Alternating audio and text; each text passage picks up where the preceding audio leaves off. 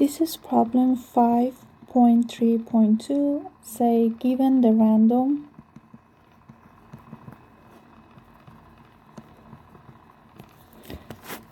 variable x and y in problem 5.2.2, find at first the marginal PMFs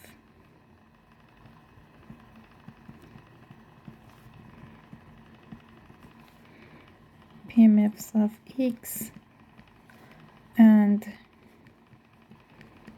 y. At first I draw here the table of the PMF of the joint PMF of the x and y in problem 5.2.2. We have the x and those problem has value -2, 0, and 2, and y has the value -1, 0, and 1. And for the this probability is -2 plus -1 is -3. If you look at on those problems, you can understand how I calculate the joint PMF. We have here 3C. For this one, we have 2C. We had for this one C. For this one, we had C, 0, C, and C, 2C, and 3C. That the C was that we calculated, it was 1/14. So if you put instead of the C 1/14, you can calculate the joint probability of each of these cells of the tables. So when we say find the probability,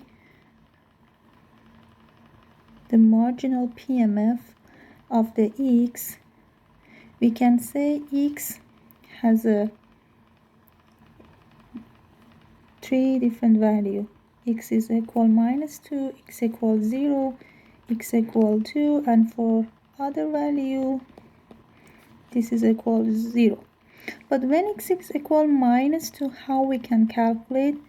I will tell you in the previous problem that when x is equal -2, the probability of that is the summation across all of these rows. So this is the probability of x -2 when we sum all of these joint probability together. So this is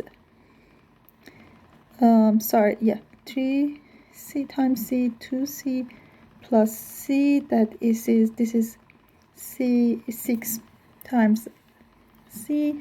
For x equal 0, you should sum all of the joint probability in the second row, that this is 2C. And for x equal 2, we need to calculate the third row, that this is C plus 2C plus 3C, that it's equal again 3C. So I can rewrite the marginal PMF of the x, that when x is -2 and 2 is 6 times C, that C is 1/14, and when x is equal 0 is 2/14, and otherwise is 0. For the part B, we still need to calculate the marginal probability of y. How we can do that? Y has again 3 values. Y equal -1, y equal 0, and y equal 1. When we want to calculate the marginal probability for each of the y, if you look at here, the marginal probability is equal, for example, y is -2, you need only sum the all joint probability on these columns. When y is equal -1 and x equal -2, y equal minus 1 and x equal 0, y equal minus 1 and x equal 2. So we can say it's equal to 3c plus c plus c. So this is the summation, all of the first columns. And y is equal 0. You should sum across these. The second columns, summation of the second columns, that is 2c plus 2c. This is a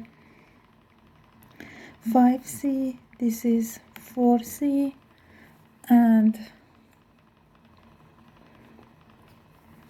y equal 1, it's summation of the third columns, that it's c plus 3c, that is again 5c. So I can rewrite for y equal minus 1 and 1 is 5 times c, that is 5 over 15. For y equals 0 is 4 over 14, and otherwise is 0.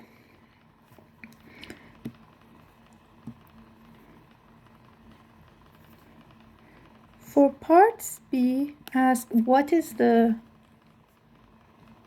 expectation value of the x and the expectation value of the y.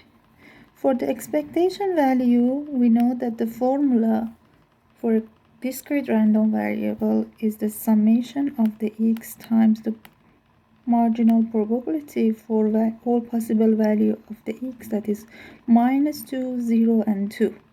So we have minus 2 times the probability of x when x equal minus 2, that it was 6 over 14, plus 0 plus 2 times 6 over 14, that this is, they are equal but with different sign, so the summation is 0. And the expectation value of the y, we follow the same formula for all possible value of the y, minus 1, 0, and 1, that is minus 1 times the probability of y equal minus 1 that we calculated here is 5 over 14 plus 0 plus 1 times, again this is 4 over 14,